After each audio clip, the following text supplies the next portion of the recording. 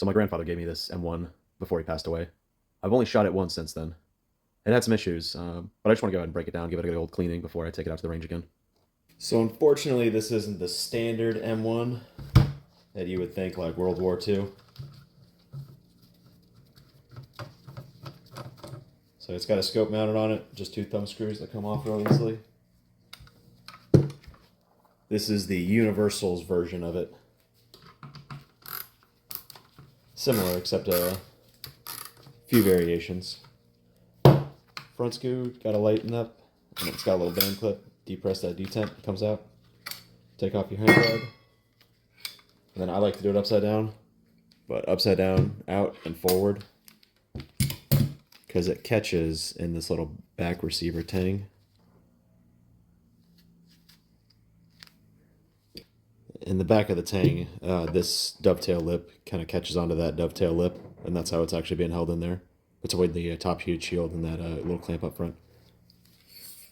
And as many of you have figured out, just like myself, when I took it apart for the first time, this is not a standard M1. This is a universal M1. Kind of a little bit more of a pain in the butt, just because I don't know much about it. Double spring action.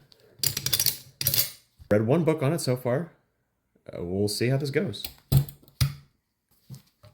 Gonna start by punching out the pin that holds the upper to the lower.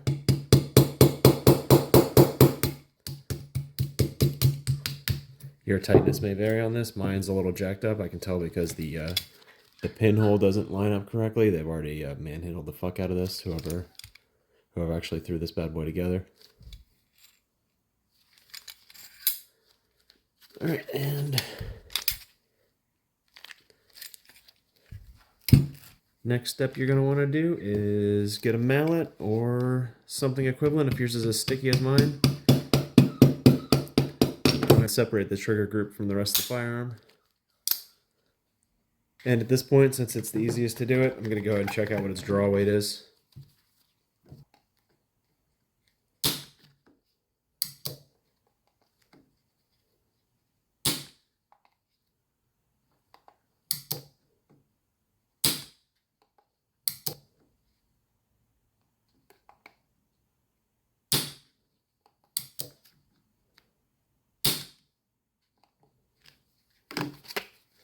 All right, 4 pounds, that ain't bad. Now I'm not doing a full disassembly of it. I'm just gonna do a partial, get it all cleaned up, take it back to the range. The last and the first / only time I shot this, it didn't seem like it was feeding well enough. And now that I know it's a universal, I'm pretty sure the issue might be gassing.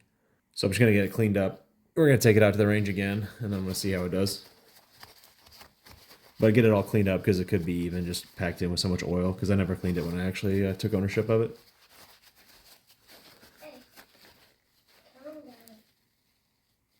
Yeah, I'm gonna go ahead and knock out that. All right, I'm gonna go ahead and knock this down too.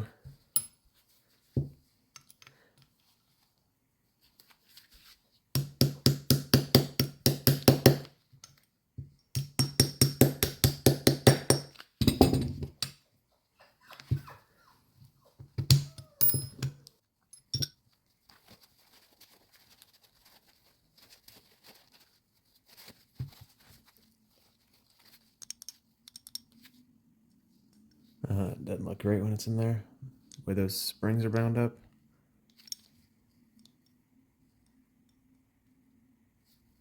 I'm gonna leave well enough alone for right now, though. Yeah, fucking butchered. Ugh. That's a shame. No. But this would be my sear surface if I wanted to lighten that trigger, which I really don't want to.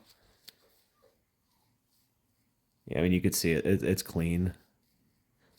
Has a slight gouge mark. It looks like they've milled it in 2 different operations. Kind of that ridge hump right there. You can see that seam transition line. I mean, it's not the end of the world. You can get in there and see that the wear pattern from that secondary sear. I'm not going to take that out right now. I don't think it's truly necessary, and I don't want to really dick with these springs. I mean, it looks smooth enough. It's got a light enough trigger pull. I'm not really going to be fucking with it. Just want to get everything cleaned up a little bit. All right, I'm gonna go put the hammer back in. You can see a little dimple right there for your spring. That bad boy right there. Little cradle right there. Goes right in, just drop it right in. And a lot of force and get it lined up for your pinhole. Approximately 10 hours later.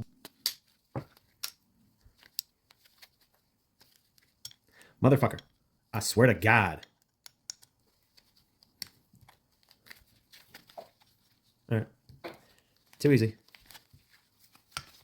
Just go and tap it home. Get it flush. A little bit beyond flush. And there we go. That's the hammer back in. And it doesn't sit flush. Gonna keep going a little bit beyond flush so it can be beyond flush on both sides. Alright. Trigger group back together. Very cool. Now for the recoil rods. These suck. I'm not gonna lie. The standard variant is much easier. But from what I've read, these suck. Go ahead and... Pin's already out.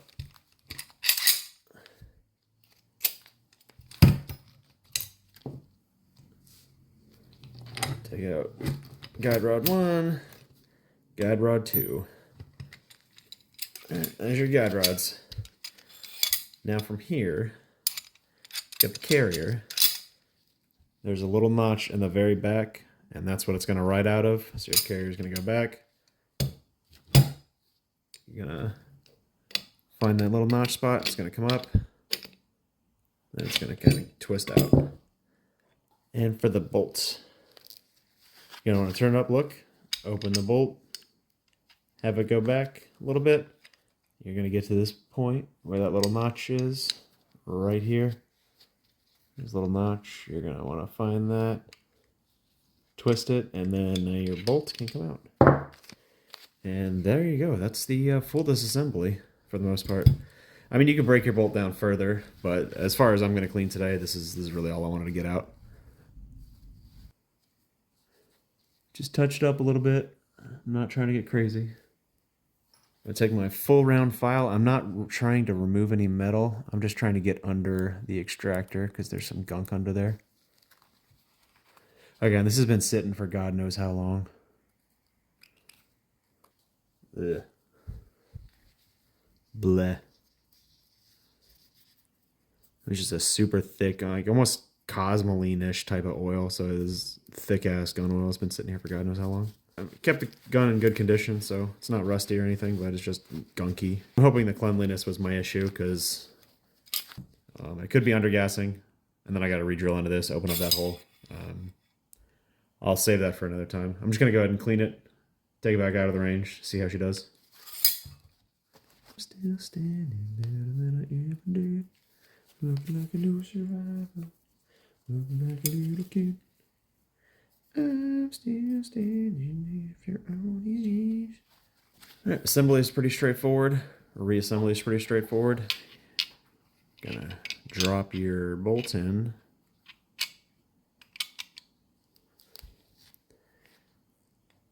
And you're gonna catch in. And now you're following correctly. This part's a little tricky, especially since I've never done it before. I need to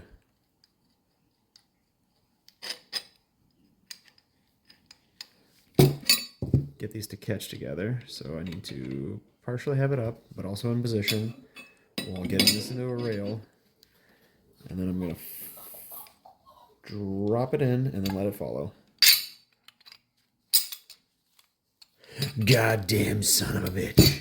So you take your bolt, put it in, have it lined up. You kind of got to twist it to get out of the way. You can see how I'm kind of pulling it to the right. And then drop it in. And now you go. That's your bolt and carrier back in. Hell yeah. Now for the third pain in the butt thing in a row. We're going to go ahead and put the springs and the guides back in. So on this one, you'll notice you got a tipped end. the tipped end goes to the front. So we're going to want to take our guide rods, start feeding it through, and then feed your spring. You're going to feed your spring, pinch feed your spring, pinch feed your snip. Feed it, pinch it, feed it, pinch it, feed it, pinch it, until you're all tightened up. Once you're all tightened up, go ahead and feed your guide rod through all the way until it seats. And there we go. We are seated. You're going to want to take your second guide rod, do the exact same thing. Start it, feed it, and pinch your coil all the way on. And then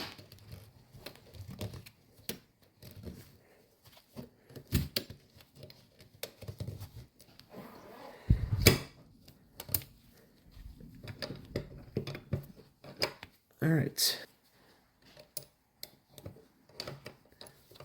Now just making sure you're lined up. I'm just gonna go ahead and push them on all the way forward. So they're in, as you can see in there, they get a little seat pocket. I'm just pushing them forward, making sure they get seated, making sure that through hole is clear, so we can go ahead and pin it.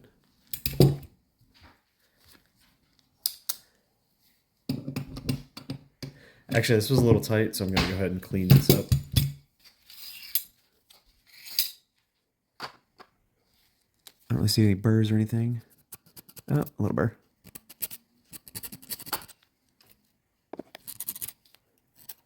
I'd prefer not to take off any coating, so I'm not going crazy with it. Just if you see a burr, knock a burr down.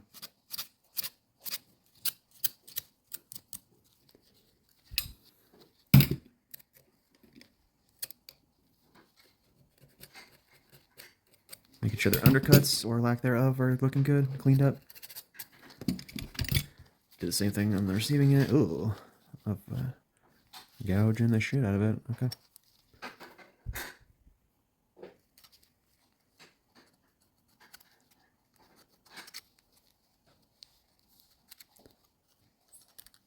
I don't love it.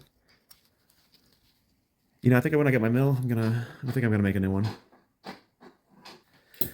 Alright. Now that everything's back on more or less, we're gonna line up our dovetails. Line it up. And it's still a little tight. So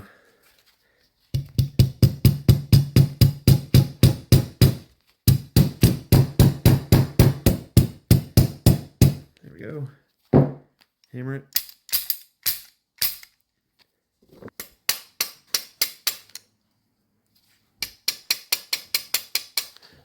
Just hammering until the holes are lining back up. And as you can see, the guide rods got pushed out.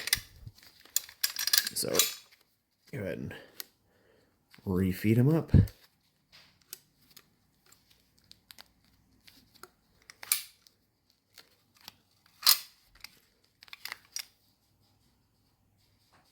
Now we're clear to pin it again.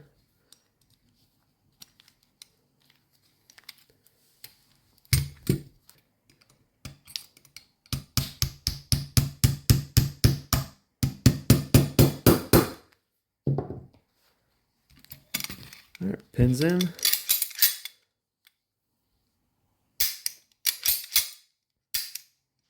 All right, feeling good. Throw some oil on this bad boy. Stock and barrel assembly is pretty straightforward. You're just going to take your assembly group, take your stock, drop it under that little tang attachment, get your clip out of the way, drop it in place, grab your heat shield, slide it on in front. It's going to sit under or right in that line with that. Push it back, cover your cap, take your clip, get it under and through that spring, that little tension spring, and then go ahead and screw it up.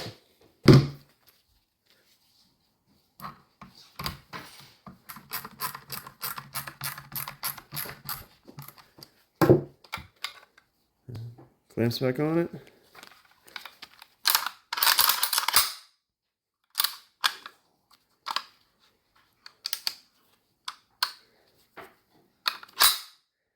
All right.